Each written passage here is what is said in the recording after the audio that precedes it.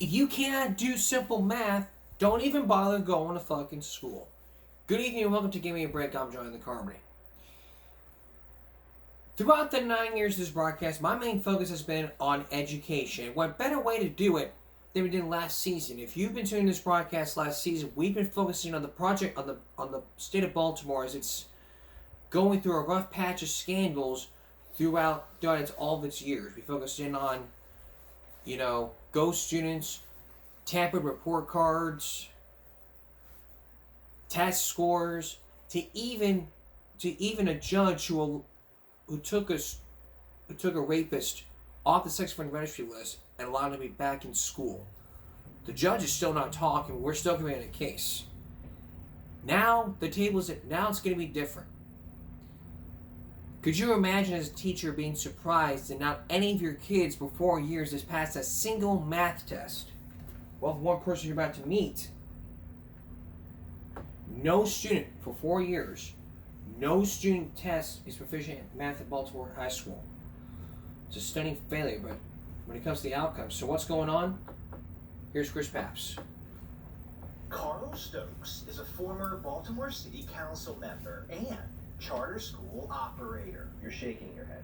Well, of course. I mean, how long have we been talking about this? Stokes, These students are in need. for years, They just can't miss a third of the school year. has been speaking out against the lack of education Upstairs is corrupt. for many students in Baltimore City public schools. And they do a horrible job. Now, Stokes is responding to what Fox 45 discovered in the recently released results for the state test known as MCAP, the Maryland Comprehensive Assessment Program. That school should be closed.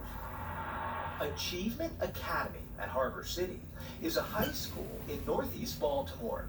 According to MCAP data analyzed by Project Baltimore, Achievement Academy has not had a single student test proficient in math in 4 years. Over the last 4 school years, 134 students at the school have taken the state math exams.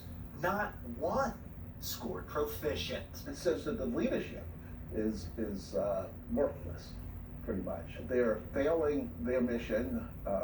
They are failing the students. City Schools on its website defines Achievement Academy as an alternative placement school for students who struggle in traditional academic settings.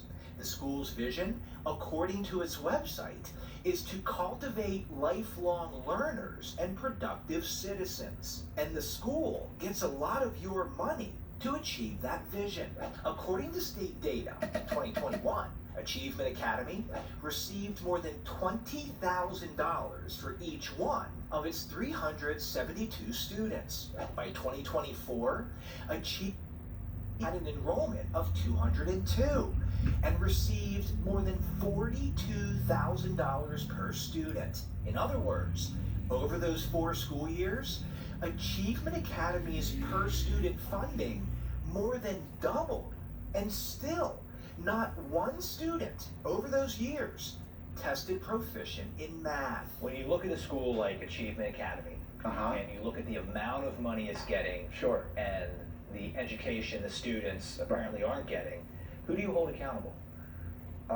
Whole leadership. So you start with North Avenue headquarters. You begin with that leadership, from superintendent, the CEO, and her cabinet, and then the local school leadership. Achievement Academy's principal last school year was Kristen Taylor, who's been with City Schools for 19 years.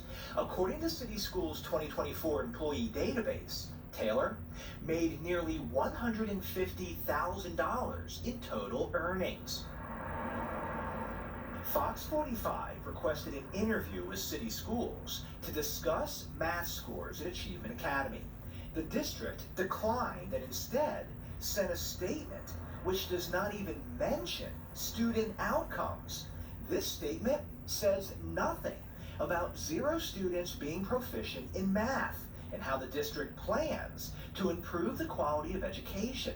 Instead, the statement focuses on the money, saying City Schools calculates per pupil funding differently than the state, writing, MSDE figures include central office and district-wide costs, not just school-level spending, and therefore should not be interpreted as what a school actually spends per student. What is the answer? Accountability, starting with the elected officials holding school officials accountable.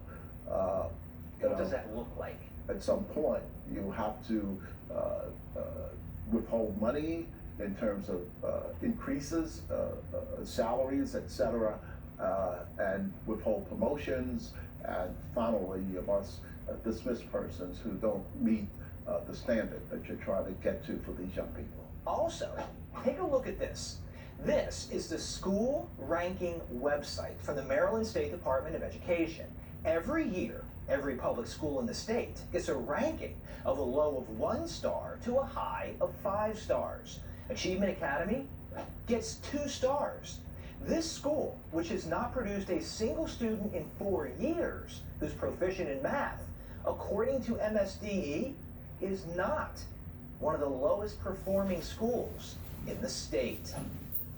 I'm Chris Pabst, and this is Project Baltimore.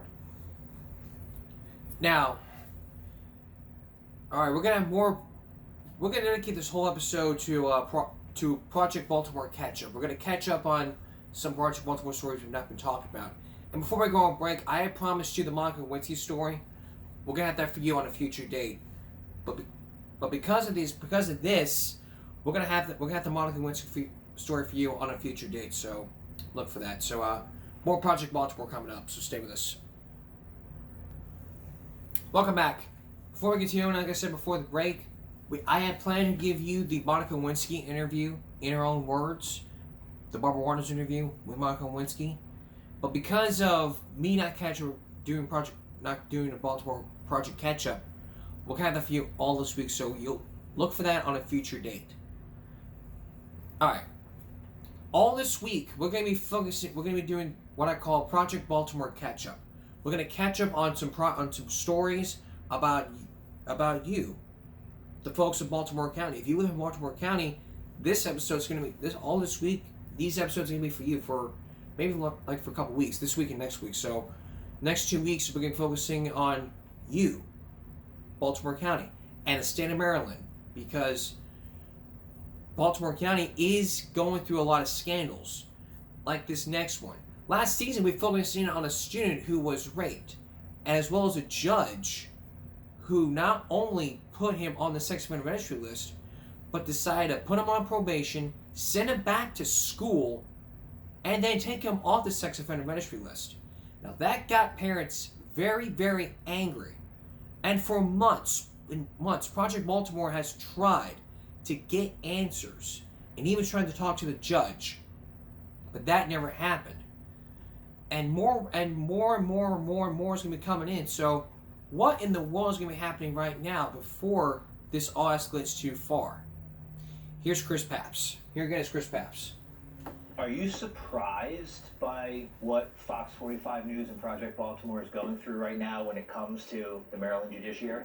I wish I could say I was, but honestly, I'm not too surprised. Jeremy Portnoy is a journalist with OpenTheBooks.com, a nonprofit organization devoted to government transparency. I've got my own requests in Maryland that have been waiting 18 months or more for them to get back to me. Open the Books files around 70,000 total public records requests each year in all 50 states to gather data regarding how your tax dollars are spent.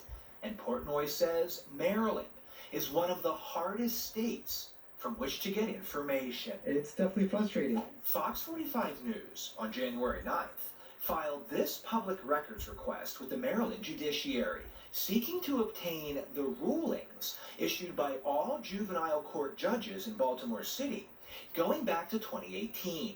Our request was later expanded to include all 24 jurisdictions in Maryland.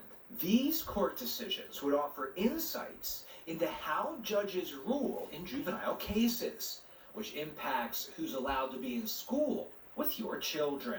According to the Maryland Judiciary's rules, it has 75 days to fulfill a public records request. Project Baltimore's request was filed more than 180 days ago, and we still have not received any documents. Unfortunately, you'll find a lot of instances in Maryland where the state and the city agencies don't follow their own rules with open records requests. However, by now, we thought we would have some records. On June 24th, the judiciary stated in an email it anticipated releasing currently available data the first week of July. But on July 3rd, we received another email stating we are unable to produce any data. The judiciary explained our request involves a complex framework of statutes and court rules and is a significant effort. That response is noteworthy because it appears much of the information we requested has already been gathered. This chart is publicly available. It contains all the juvenile court rulings in Baltimore City over 3 years. We can see overall how the judges have ruled. What we asked for is simply which judge issued which ruling. Project Baltimore, for months, has been trying to speak with Baltimore City Circuit Court Judge Charles Bloomquist. In January, Bloomquist ended probation after just 1 year for a repeat juvenile sex offender. That decision removed the teen from the Juvenile Sex Offender Registry, allowing him to return to school in person. The teen had been learning online. Bloomquist, along with the Chief Justice of the Maryland Supreme Court, Matthew Fader, will not speak with Fox 45 News regarding how their rulings impact public safety, which is why public records requests are so important. They can be the public's only way to get answers. But after 6 months, the Maryland judiciary still has not provided us with any information. And if that process starts to erode, it's going to be even harder and harder to hold people accountable and make sure that your money that you're spending in taxes, your hard-earned tax dollars, are being spent the way they should instead of being wasted or lost to fraud. We have posted the judiciary's entire response to our public records request on our website. And Fox 45 News will keep fighting to get these important records for you, and we'll keep you updated as we consider our next steps. I'm Chris Pabst, and this is Project Baltimore. The next step maybe not helping out your kids. I mean, look, you all pay taxes, right? We pay our taxes, and our tax dollars go to our schools. We expect every single school district in the state to look out for our kids and to make sure they're safe. But when it comes to, stuff that's not allowed to happen, it's like, you just don't want to do it. You just sit there, count money. It's like counting money, and it's like, oh, let's give them some money, and then we'll just lay it out like they do at strip clubs. It's like for judges, why am I seeing this right now? Why am I seeing that, oh, we got an email from, Chris Pabst saying he wants to talk to us? I would expect, the judge to tell his side of the story about why he would. But the judges would not. Not even the justice of peace. Not even justice of peace. Not even that judge that ended probation. I will not be in the child's shoes, but I will say, I don't because rape is rape.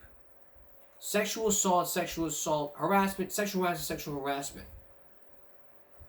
Schools have zero tolerance policies for sexual harassment, and when it comes to the safety of your child, you don't want to be, because you don't want to be around I don't want my nephew to be around a sex offender. I don't want my nephew to be hooked up with a crazy kid. Even if they have ADHD. I mean, we understand, this child has ADHD, but, what's he going to do, What's he going to do? Schizophrenia, all these medical conditions that we see, I wouldn't want my nephew to be around a crazy addict or a drug addict. So what am I saying? You don't want, when you say, oh, John, you don't want your nephew to, be around people who have special needs? No, I want him to be around people who are related to me because I have autism. I want my nephew to be around a lot of people, regular people, just people with special needs. I want That's what I want best for my nephew. But what I don't want my nephew to be hanging around with crazy people who are screwed up on drugs, drunk, inebriated, screwing around. But then I hear stories. I mean, I look at the playlist and I read, Judge won't talk to Project Baltimore. And then, all these emails that we see, like, I mean, I would imagine this is how you would talk. Well, Chris, the reason why I ended probation for him because he has been doing good and he has been blah, blah, blah. And then the parents are like saying, and then the parents on the other side will be like, well, my child is crying because of you. You ended probation for him. My child is afraid that she'll go back to school. And Judge is like, well, ma'am, there's nothing I can do because, we have limitations here. According to these limitations here, these are the limitations. The student does good, then we can give them a second chance. And with the second chance happening, we can make exemptions. Does anybody see the problem here? Does anybody see the problem here? The problem that I see here is that we're giving exemptions. We don't need exemptions. We don't need exemptions from the state of Florida to give people license for daycare centers because they burned down their own fucking daycare center. Or they fucking murdered a child. Like, if you murdered a child, okay. Here's the exemption. Oh, you left your child in a car? Okay, well, here's an exemption for you. It's like, let's give them the exemption cards. Okay, here's your exemption, here's your exemption, here's your exemption. I figured that the judge that put him on probation is like, I think the parents are bribing the judge. That's what I think. What's the problem here, boys and girls? The problem is that we're loosening strings. That's the whole problem.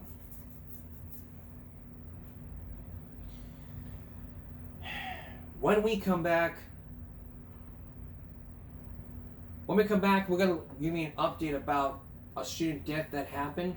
And then later on,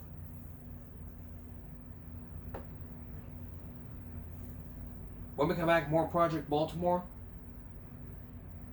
including juvenile justice laws. And later on, special needs schools are not. And later, why schools are not following special needs laws. Please stay with us. Welcome back. Could you imagine as a mom, your state is failing the most vulnerable people ever, the special needs kids. They're failing them because no laws are being followed. Well, for one mom that you're about to meet, she says it happened. She says that she was horrified. And now she's demanding answers over school safety. In fact, it's in Baltimore. It's in the state of Maryland. It's in Frederick County. And now it's failing. Why?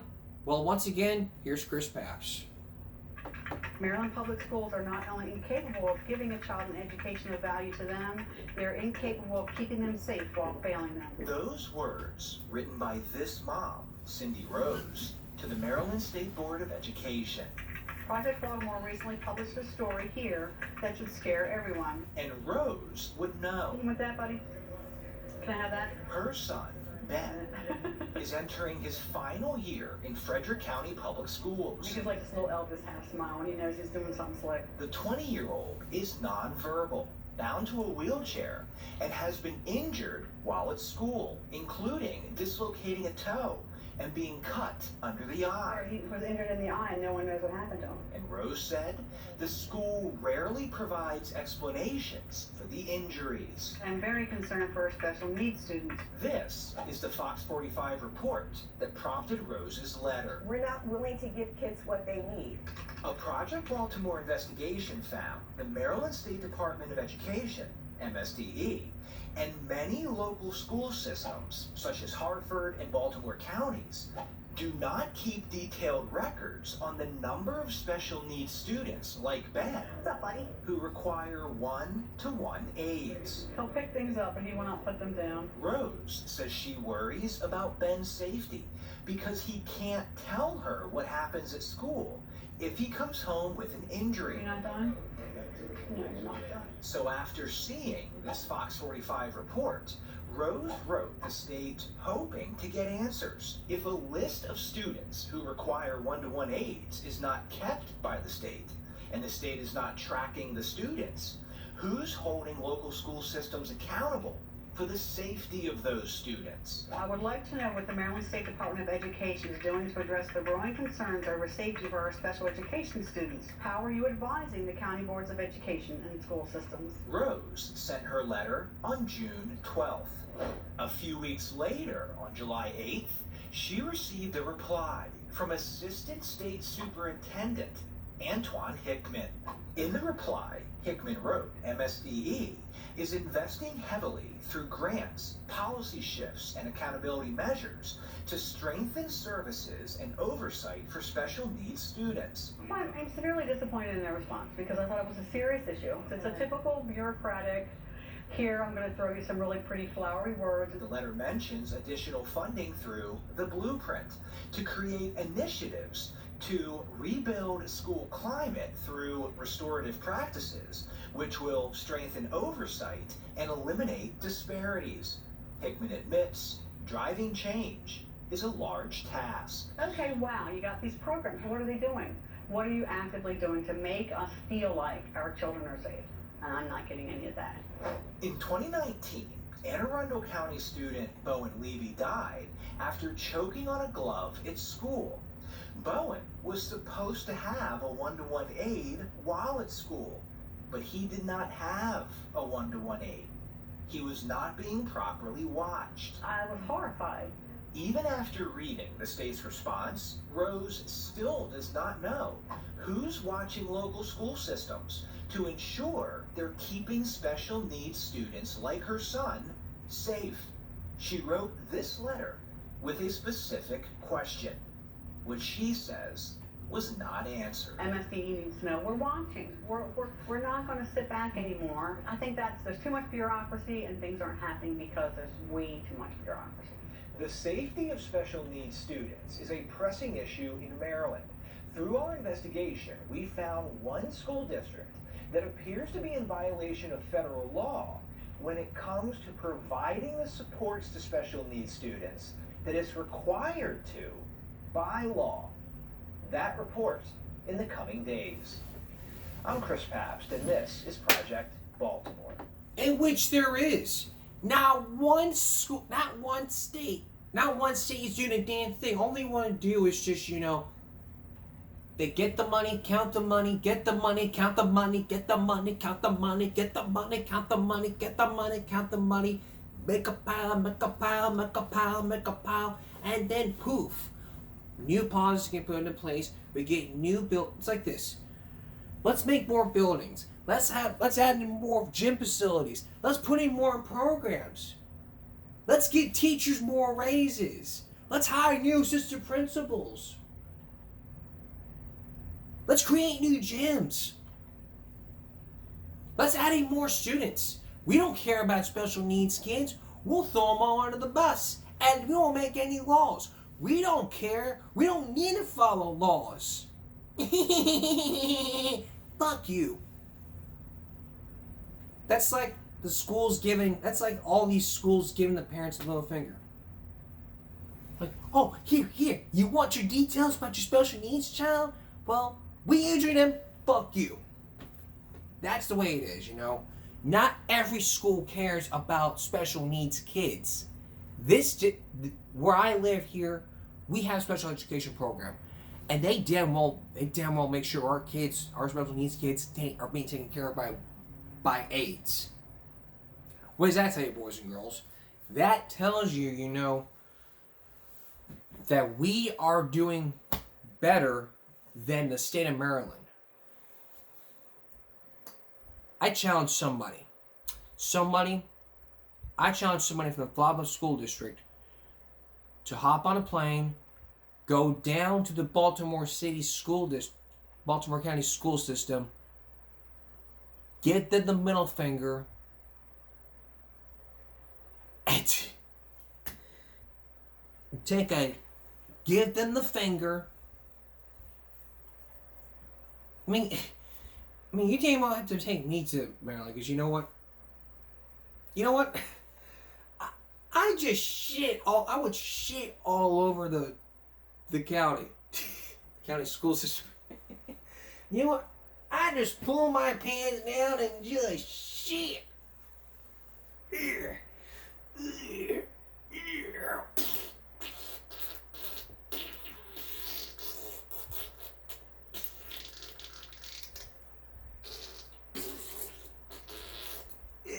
No, you got more.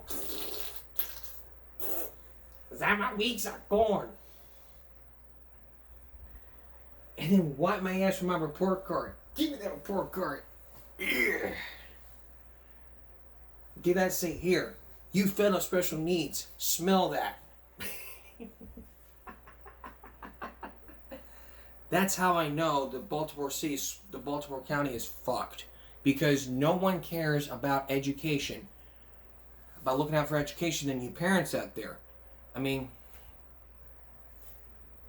if I took the challenge myself, I would absolutely do that.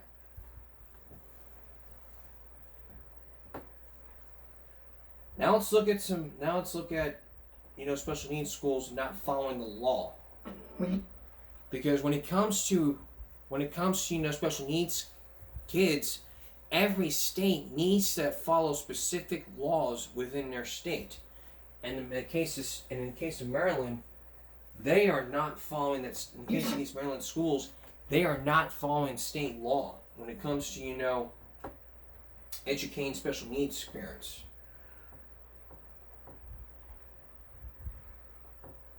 So, are there any laws that they missed or not follow? Take a look. You feel fear for the children that are not necessarily safe. Brian Levy is overrun with emotion after reading this report released Wednesday by the Maryland Inspector General for Education, Rick Henry. You feel frustration for the teachers. Levy's son, Bowen, died in 2019 after choking on a glove at Central Special, a special needs school operated by Anne Arundel County Public Schools. The state found Bowen died as a result of systemic failure because Central Special was not properly staffed. Now, this IG report has found a similar problem at another Maryland special needs school. You feel frustration and anger for the parents. Cedar Lane School is operated by Howard County Public Schools. According to the report, the Inspector General received complaints of persistent staffing shortages that resulted in unsafe learning conditions. Following an investigation, the IG found Cedar Lane was not in compliance with state law. The IG confirmed at least 2 classrooms operated for an extended period without a certified special education teacher. The IG also found that of the 116 staff vacancies in Howard County schools in February 2025, 69% were special education jobs. How is that possible? How do you allow that to happen? The IG issued 5 recommendations, including that Howard County schools recruit more certified special education teachers and explore partnerships with universities and behavioral health providers. The IG notes the situation in Howard County reflects larger teacher and staffing shortages affecting special needs students across the nation.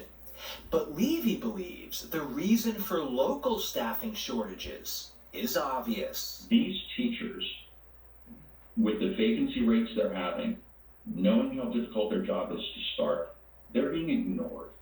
They're not being heard. What kind of a culture do you think that that's creating? And why would anyone want to work there? No wonder it's so hard to find people. Howard County Public Schools told Fox 45 in a statement, the school system has been focused on the recruitment and retention of special education staff, explaining Cedar Lane is fully staffed for the upcoming school year, with the exception of one certified teacher, which is expected to be filled before the end of this week. You said to us a few months ago it's just a matter of time before another tragedy happens, like with Bowen. Do you see that in this report? Medically fragile children not having the staffing they need. These are the children who choke. These are the children who swallow things. These are the children who have the wheelchair-bound feeding tubes. Yeah, it's only a matter of time. The IG report notes a growing gap in Maryland between an increase in the number of students with special needs and a decrease in special education teachers. This gap, the IG states, in the coming years could have a significant impact on the state's ability to deliver essential services to students with disabilities. Fox 45 will be following what happens. I'm Chris Pabst, and this is Project Baltimore.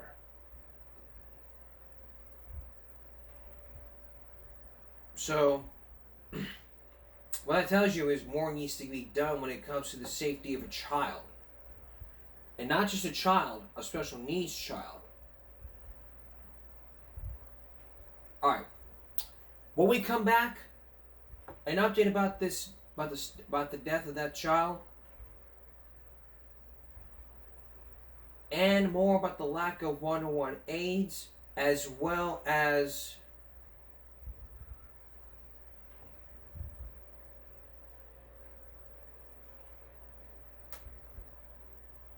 more juvenile justice. Stay with us.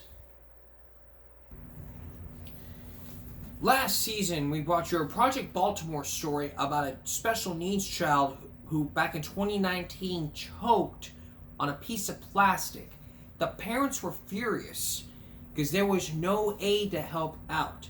Not only was there not an aid, but he choked and no one did a damn thing to help. And all this time, the parents were angry and not even lawmakers stepped in to say something needs to happen. Now, there is an update to this story. And as we're about to show you, laws need to be changed, as well as schools installing anti-choking devices. I think it's a good idea, but will it work for Maryland? Here again is Chris Pabst. Tony Labatt, I would love to see no choking tragedies. for the past 4 years, Yes, has devoted her life to saving lives. that is my belief. This home care attendant who cares for elderly and disabled patients also runs Equal First Aid, a nonprofit organization out of New York that lobbies states to pass laws mandating schools be equipped with airway clearance devices to save people who are choking. This is why we want to get them out there to protect all students, all staff, and all students, especially with a disability. What happened to Bowen could happen again. 100%. It not can happen, it will happen. Project Baltimore last month told the story of Bowen Levy, a 17-year-old Anne Arundel County Public Schools student with special needs who choked on a glove while at school in 2019 and died days later. Labatt saw that report, Yes, I did. and now she plans to expand her advocacy work to Maryland. You believe that this device would have had a good chance of saving Bowen Levy? I believe Bowen Levy 100% would have been saved had an airway clearance device been ready for him. According to the National Safety Council, around 5,000 people die from choking every year.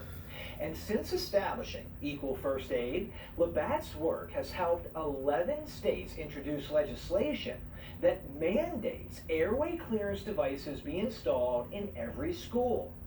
This week, the state legislature in Texas passed its version of the bill. LifeVac is simple and easy to use. Labatt's preferred airway clearance device is LifeVac. The units cost around $70 each. 4 are recommended per school. LifeVac's website claims its devices have saved over 4,000 lives. What is your plan in Maryland? So what we need is a champion senator and a champion representative that will fight for this immediate need.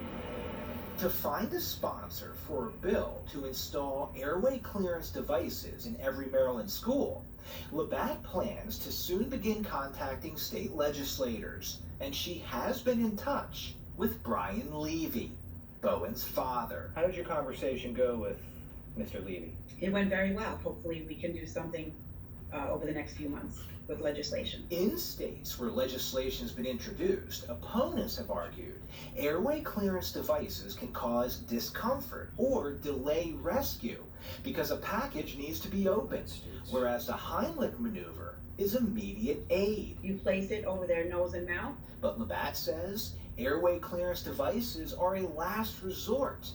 Push and pull, and it dislodges the item. When other attempts to save someone from choking have failed. There are school choking tragedies that can be prevented. He could have been saved. Had there been an airway clearance device and somebody there to save him, he would have been saved. Project Baltimore will follow Labatt's efforts as she tries to change Maryland law to have airway clearance devices installed in every school. As updates become available, we'll pass them along. I'm Chris Pabst, and this is Project Baltimore. Now here would be a skit if it would happen. I come before you because I have a device that would really help save children with special needs. I want y'all to pass it along. It will help out special needs with children if you saw Project Baltimore story. Look at this and go. And a lot of people will be like, yeah, that's a good idea. That's a good idea. We need this. I need this for my special needs child. And schools will be like, well, yes, that's a good idea. It's not just in Maryland homes. It needs to be Maryland schools. And the state will be like, yeah, but no, we'll be all right. But then they would keep fighting for that bill to pass because, it's like, well, because, it would cost a lot of money, and, for all this, because $70 is a lot. It's a cheaper device, Would you spend $70 for? I mean, look at this. I got the complete series of 2.5 Men for $60. You're telling me you wouldn't spend $70 to get a piece of plastic fitted at every single school for special needs kids?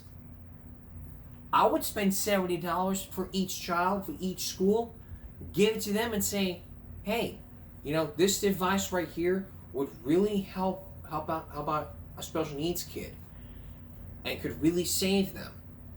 That would avoid every single lawsuit. Every single lawsuit, that would avoid lawsuits, not just lawsuits, but it will avoid all that's going on with the system. So that's what needs to happen.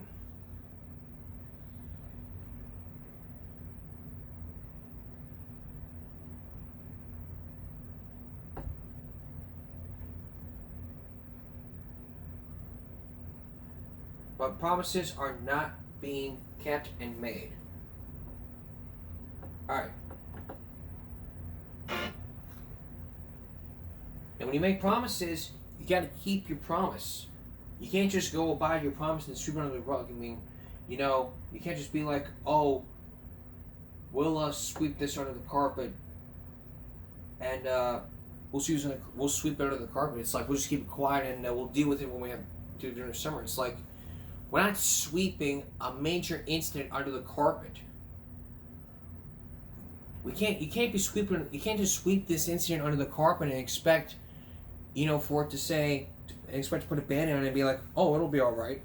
You can't do that. You can't just sweep it under the carpet. Just like in my work schedule. I'm not gonna sweep this under the carpet. I mean, just like with my schedule, you cannot sweep this under the carpet and say, "Hey, we'll just put a Band-Aid on and make it feel better." You know, you can't just like sweep under the rug, put a Band-Aid on, and expect it all feel better. You know, parents demand action when it comes to the safety of the child, and that's exactly what's going on.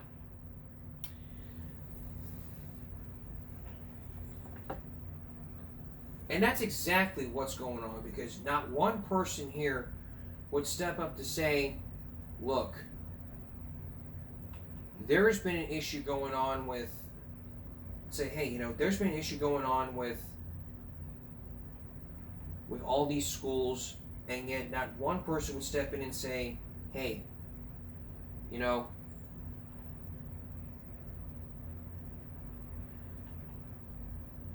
everything's been swept under the rug, nobody cares.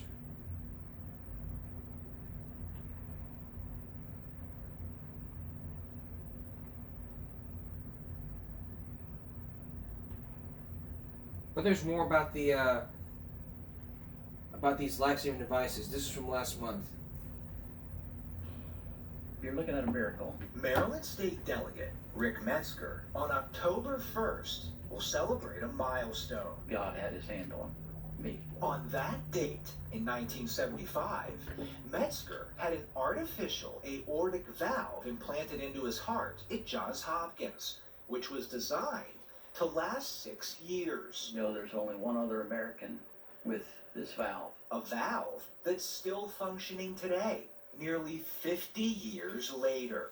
That experience has given him a unique perspective on life. And as a result, you were very focused on health issues. Yes, yes, yes. In June, Delegate Metzger, who represents Baltimore County, saw this Project Baltimore report about Bowen Levy, a 17-year-old Anne Arundel County public school student with special needs who choked on a glove while at school in 2019 and died days later. When I saw that, I gotta be honest, I cried, because somebody could have helped that child. For that report, Fox 45 interviewed Tony Labatt from Equal First Aid, Yes. a nonprofit organization out of New York that advocates for schools to be equipped with airway clearance devices to save people who are choking. And I would love to see no choking tragedies. After seeing that report, Metzger reached out to Labatt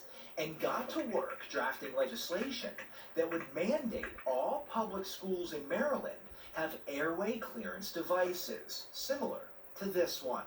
Push and pull. We give people the tools. It's just like doing CPR. I mean, it's just an added assistance to keep somebody alive. Airway clearance devices cost around $70 each.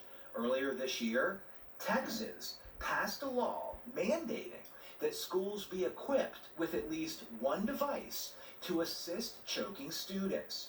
Metzger says the bill he is writing mirrors the law passed in Texas. What do you think the chances are of a bill like this passing in Annapolis? This is a common sense bill.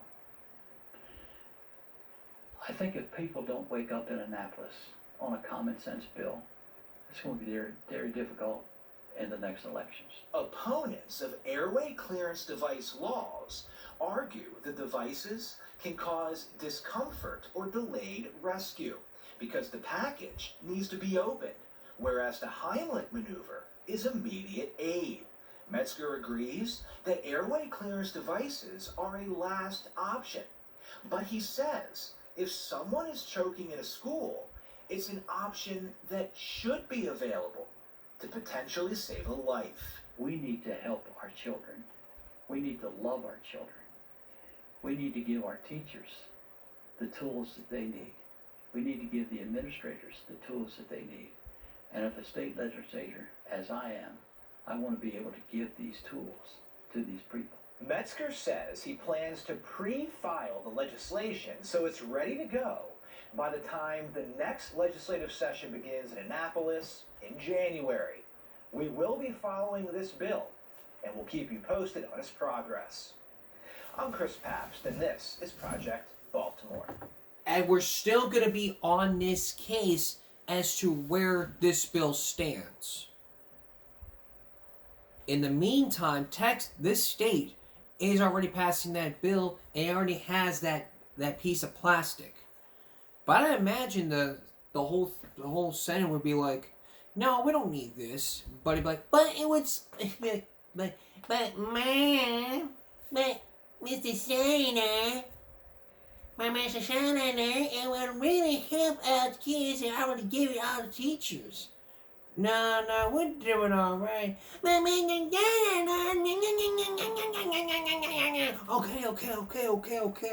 Okay, we'll pass it, okay? That's how it would be. Alright. We're gonna take a break. We'll take a break. We'll take another break. We'll be right back. Should a state be responsible for not following special needs laws? The answer should be yes. Even if it was in school. It should withhold funding for not following federal law. But according to what we're about to show you, one school district is not doing just that. Take a look.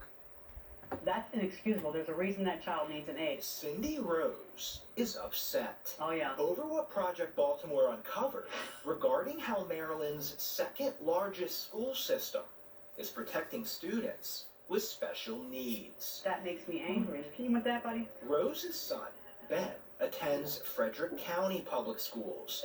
Smile. The 20-year-old is nonverbal and bound to a wheelchair. I love his half smile. Ben's IEP, or Individualized Education Program, requires that he have a one-to-one aide while at school, which Rose says is vital. To me, it's a safety issue. IEPs are mandated by the federal government when students meet the requirements. Schools receive additional tax dollars to deliver the services required in the IEPs. The Maryland State Department of Education does not keep detailed records regarding special needs students who require one-to-one aides. So Project Baltimore collected the records from all 24 Maryland public school systems.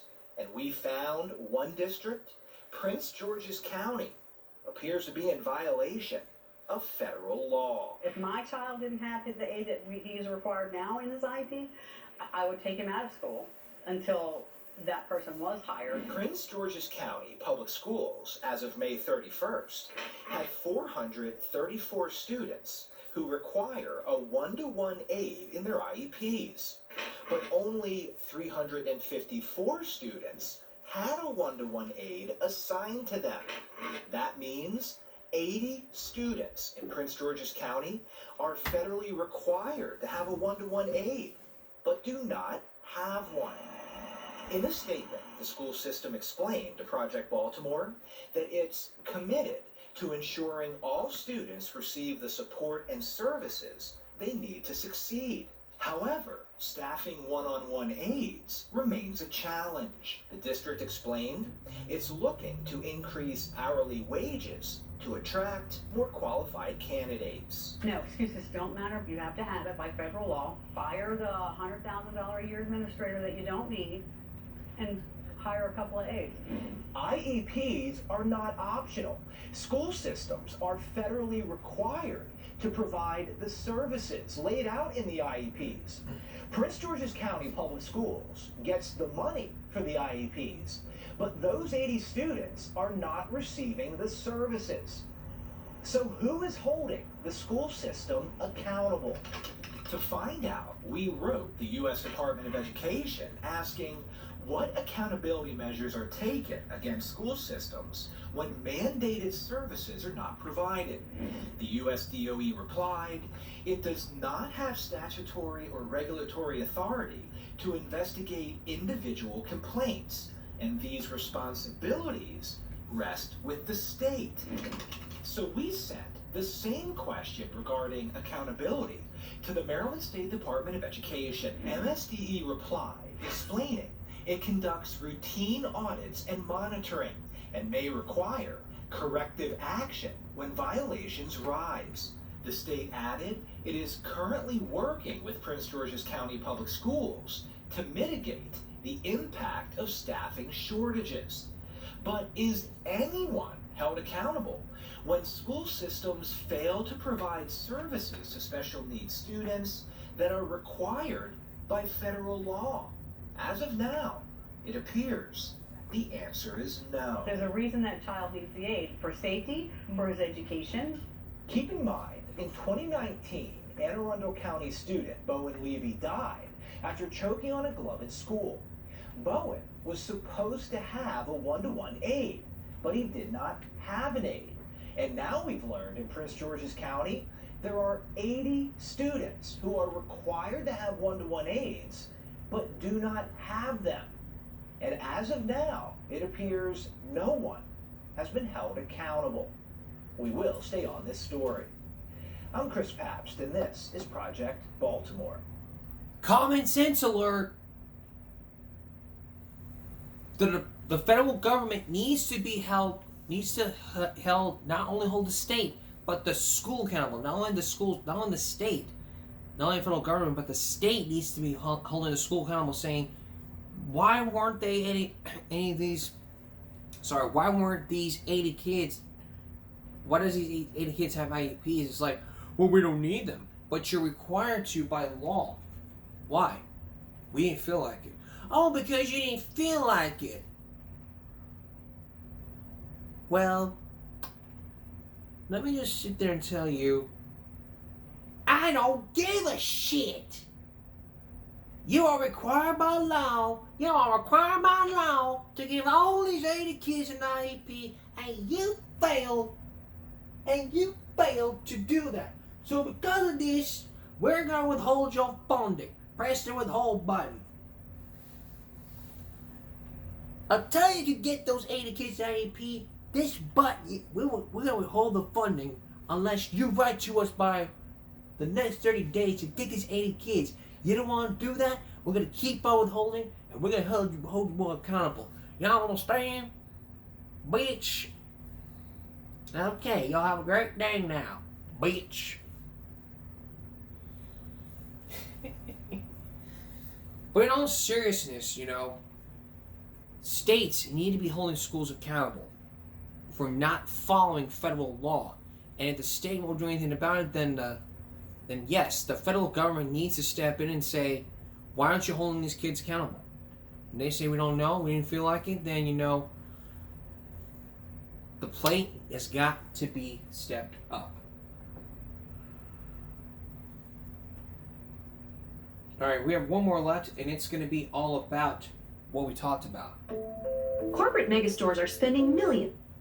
This last one is going to be all about what we talked about and what's going on. So, here's the story. With special needs. Public health. Beth Ann Hancock has devoted her life to helping students with special needs. First, as the mother of a special needs son, and now as a champion for other children. A lot of parents are afraid for their child's future. Hancock helps families navigate a school system's policies and procedures to ensure special needs students get the help and services they need in class. What does it mean that a position like yours even has to exist? Shouldn't the school system be the advocate for these kids? Oh gosh, yes. I tell parents all the time, I wish my job did not exist, but it does. Most of the students Hancock advocates for attend Prince George's County Public Schools. The public school system is in crisis right now as far as staffing. Project Baltimore, last week, broke the news that as of May 31st, there were 434 students in Prince George's County schools that required a one-to-one aid in their federally mandated IEPs, individualized education programs. But 80 of those students did not have a one-to-one aid, which appears to be a violation of federal law. Hours after Project Baltimore first aired that report, the district sent us revised numbers. As of August 13th, the district says, it has 398 students who require a one-to-one aid in their IEPs, with 35 who do not have one. Even with the updated numbers, Prince George's County Public Schools still appears to be in violation of federal law. Now, let's take a look at those updated numbers. On May 31st, Prince George's County Public Schools told us it had 434 students who required a one-to-one aid. But 10 weeks later, on August 13th, that number dropped to 398 students who required a one-to-one aid. That's an 8% decrease. How did that happen in such a short period of time? To get that answer, we wrote the district asking, can you explain how the number of special needs students who require a one-to-one aid decreased? In a statement, the district explained staffing is a challenge and it has been recruiting and onboarding new staff all summer by increasing pay and expanding employee benefits for dedicated aides. But the district did not explain the sudden drop in students with one-to-one aids. I have seen that. But Hancock says she thinks she knows why the numbers have dropped. Yes. Hancock tells Project Baltimore that Prince George's County is working to remove one-to-one aids from many IEPs in favor of the phrase adult support. According to Hancock, a one-to-one aid is specific language. The phrase adult support can be interpreted many ways, meaning it's easier for a district to escape liability if something goes wrong. It's easier to be less accountable when you have adult support rather than a one-on-one aid.